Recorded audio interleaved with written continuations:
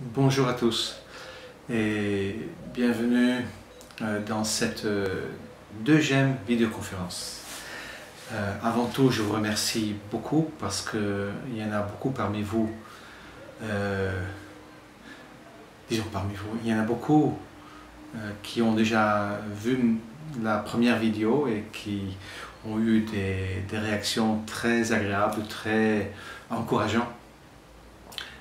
Et je vous remercie parce que c'était vraiment très chouette. Donc du coup, je n'ai plus besoin de faire d'autres vidéos puisque je vous ai parlé toute la nuit, j'ai pas beaucoup dormi, ça a fusé dans ma tête, tout ce que j'ai encore envie de partager et ce que j'ai oublié dans la première vidéo et ce que je dois dire dans celle-ci et le fait que je ne vais pas vous parler tout de suite de la belle histoire comme j'ai promis.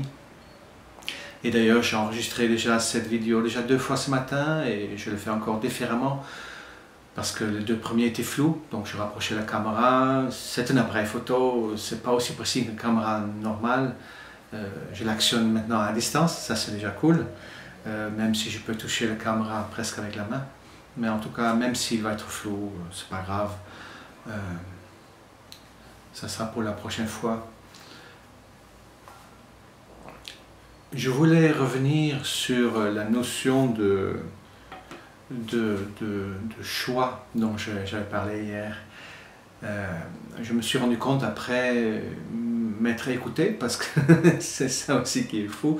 Je me suis écouté déjà 5 ou 6 fois, et ce matin encore. Ok, ce matin c'était pour que j'évite de répéter des choses que j'ai déjà dites, mais je me suis écouté hier soir avec mon ami, et c'est vrai, ça me plaît. Ça me plaît de me regarder.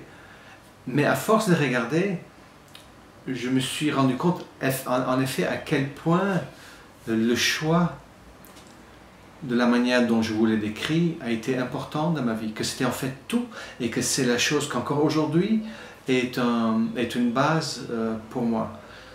Et hier, disons, dans la première vidéo, je vous ai expliqué ou partagé la notion de choix entre mes habitudes, ce que j'ai toujours fait, les routines, la peur du regard de l'autre et tout ça, et le fait d'affronter mes peurs.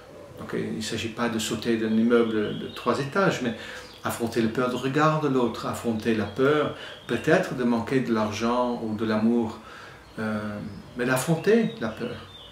De rester dans le choix, disons, de l'ego, ou d'entrer dans ce que j'appelle le choix de l'être, et je reviendrai dessus sur la prochaine vidéo qui va être effectivement autour de la belle histoire, une autre vision du monde.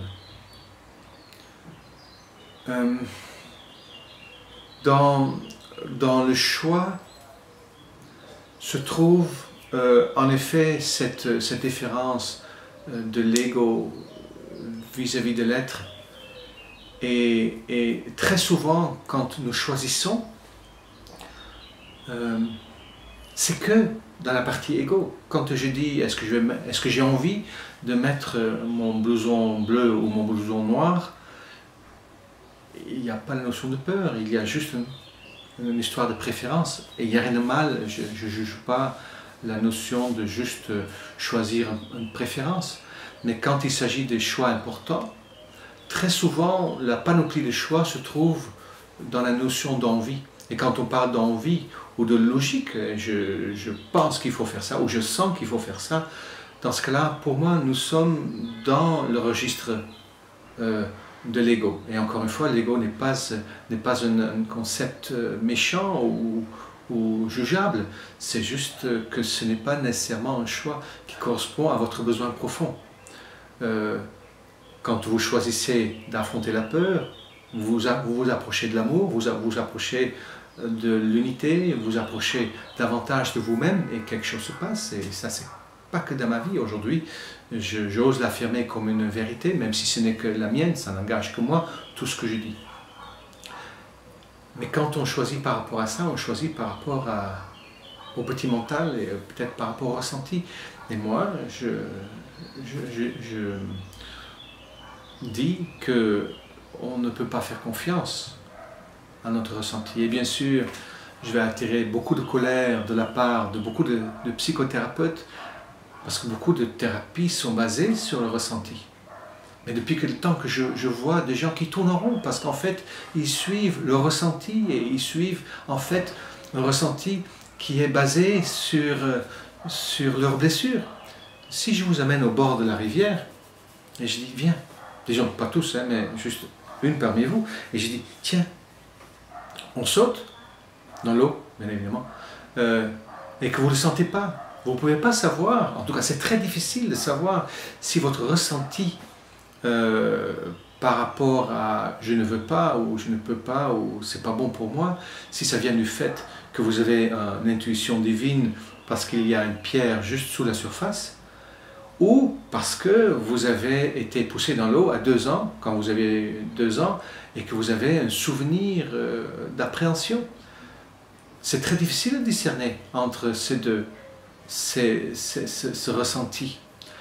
Et c'est pour ça que je constate, même des gens avec qui j'ai suivi la thérapie il y a 30 ans, qu'encore aujourd'hui, disons pas aujourd'hui, mais il y a quelques années quand j'en rencontrais, mais ils étaient quasiment au même point. C'est parce qu'ils suivent le ressenti. Et certains arrivent à évoluer là-dedans aussi, c'est pas hermétique, attention, mais parce que bien sûr, tu peux aussi suivre un ressenti qui est juste, mais tu peux aussi continuer à suivre un ressenti qui est basé sur tes blessures. Et c'est de celui-là que je parle. Et pareil pour le mental. C'est comme s'il y a un mental, le petit mental, le mental qui appartient, l'intelligence, si on peut dire comme ça, de l'ego. Et il y a l'intelligence qui est attachée, disons, à la vie, à l'être, et qui est influencé par l'Esprit Saint, si on peut appeler ça comme ça. C'est bizarre pour quelqu'un d'origine juive de parler d'Esprit Saint et de Jésus. Ok, je me rends compte, mais c'est des mots qui parlent. Donc, de faire confiance à ce que tu penses et ce que tu sens, moi, j'ai jamais, disons, je le faisais quand j'étais jeune, mais depuis très longtemps, depuis que je fais ce choix par rapport à, mais où est-ce que se trouve ma peur et qu'est-ce que je peux faire, est-ce que je peux l'affronter? Est-ce que je suis prêt à l'affronter? C'est pas grave si je ne l'affronte pas. Il y a plein de fois où je ne l'ai pas fait. Mais si je peux l'affronter, c'est bon. Quand j'étais si amoureux, il y a 1 an et demi, et j'étais vraiment malheureux par rapport à la rupture, un très bon ami à moi m'a dit laisse-la tranquille, ne la contacte plus. Et tout à l'intérieur de moi criait, mais non, je peux pas, je l'aime, je dois la contacter. Mais je sentais qu'il avait raison. Quelque chose, disons, en moi sentait. Et pour pouvoir l'écouter, il fallait que j'affronte la peur de plus jamais la revoir. Que j'affronte la peur que si je ne la contacte pas, qu'elle m'échappe. Et bien sûr, sa vie est devenue autre chose et je suis heureuse si elle est heureuse, mais si je n'avais pas fait ce choix-là, j'aurais peut-être que si, mais peut-être pas, j'aurais peut-être pas vécu toutes les réparations, les guérisons de prise de conscience qui se sont enchaînées comme une cascade cette dernière année, puisque j'ai trouvé ma compagne d'aujourd'hui, avec qui je suis depuis 1 an et demi, parce que ça s'est passé très très rapidement. Il semblerait que mon double menton ne dérange pas tout le monde. D'ailleurs, il y en a plein qui m'ont fait de remarques, non, tu ne trouves pas que tu as un double menton, au contraire, je trouve très beau. Alors, merci. Ça m'aide pas, moi, parce que je le vois. Ça, si j'ai mis un autre t-shirt, c'est pour qu'on le voit moins bien. Alors, en tout cas, donc ça c'est par rapport au choix. Si maintenant, vous avez besoin de faire ce choix, vous allez le faire. Et si vous avez envie de le faire, d'expérimenter ça, faites. Vous allez voir la magie qui s'opère. Et le bonheur, pour moi, ça fonctionne comme ça. C'est-à-dire que au début, je pensais que le bonheur était être plein de bonheur. C'était pas ça il y a longtemps. Hein. Après, je me suis dit, plus tard, mais le bonheur, en fait, c'est le vide, c'est l'absence de problème. Aujourd'hui, pour moi, le bonheur, c'est en fait comme la température. C'est-à-dire que si je vis dans une pièce où il fait 18 degrés, je ne sens rien parce que j'ai l'habitude. Si maintenant, je rentre dans une autre pièce où il fait 23, je vais avoir chaud. Cette différence de température, je vais les sentir. Et pour moi, le bonheur, c'est pareil. Si je suis dans un certain endroit dans ma vie et je ne bouge pas, oh, je peux avoir du plaisir et un certain bonheur temporaire avec des objets ou avec des changements que je mets en place de manière matérielle. Mais pour avoir un bonheur qui devient aussi de la paix au fur et à mesure, qui dure, non, c'est pas vrai ce que j'ai dit, pas qui dure, mais qui soit profond et qui s'enchaîne sur d'autres états, mais il s'agit de bouger. Si tu entres, quand je rentrais moi-même dans cet espace inconnu, à chaque fois quand j'ai avancé sur mon chemin, je sentais le bonheur. Et ça fonctionne donc comme la température. Et si je ne bouge pas pendant un certain temps, mais la sensation de bonheur diminue parce que je m'habitue à la température, si on peut dire comme ça. Et je suis persuadé qu'à la fin, et je le sens déjà, ce n'est pas le bonheur qui m'attend, c'est la paix. Être en paix. En hollandais, on dit en paix, ça veut dire tevreden, ça veut dire que je suis en paix, je suis content. Quand je suis content, je suis en paix. Quand tout va bien, je suis en paix. L'être est en paix, il n'est pas nécessairement heureux, il est en paix, qui est beaucoup plus important. Je peux vivre des choses très difficiles, mais cet état de paix, à travers le bonheur consécutif, cet état de paix, elle ne bouge pas, elle reste, elle s'améliore, elle devient plus profonde. Donc, je vous invite à essayer de faire ça.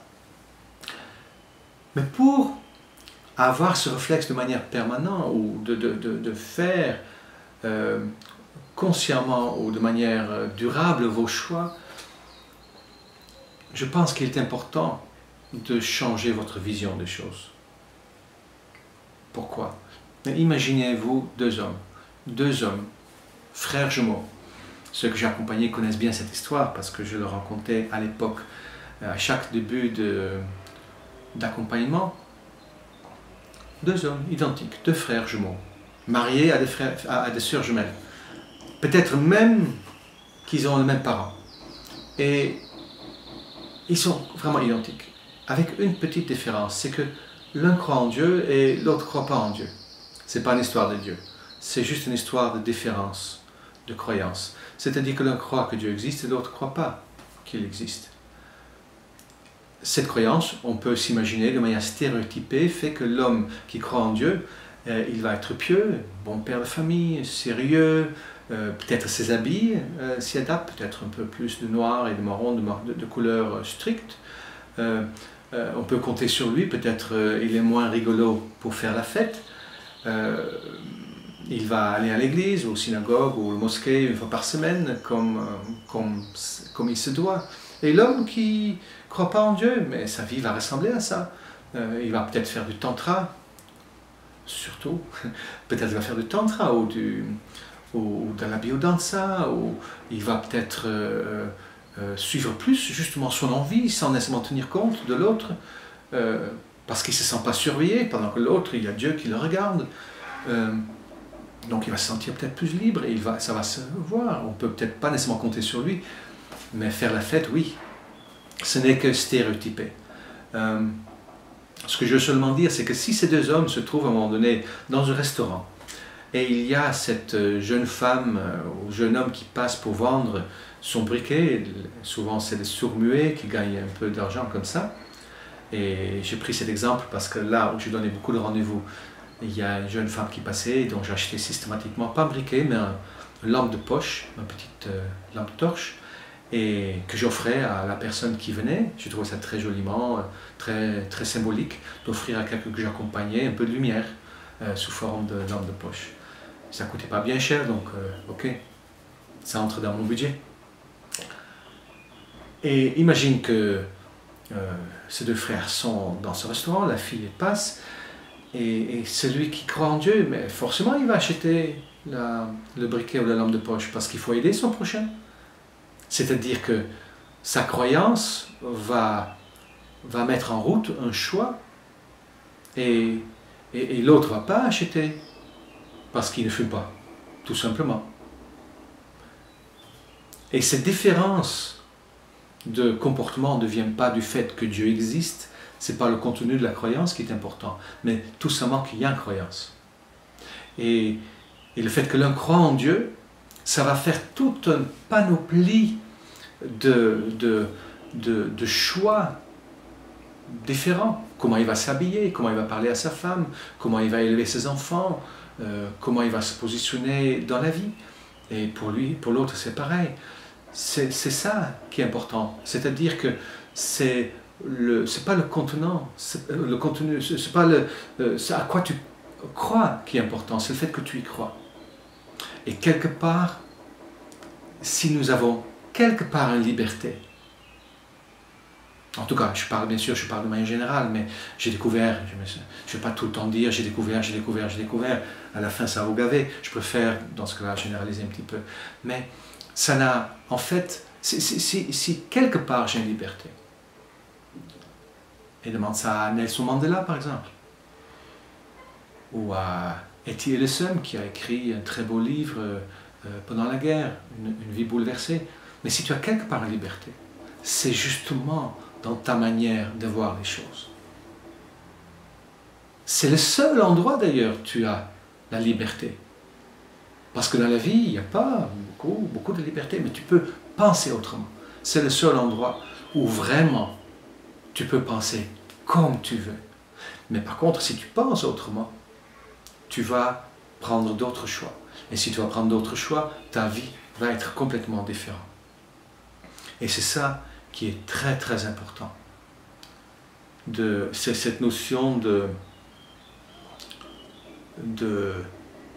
choisir durablement, différemment, et de se libérer.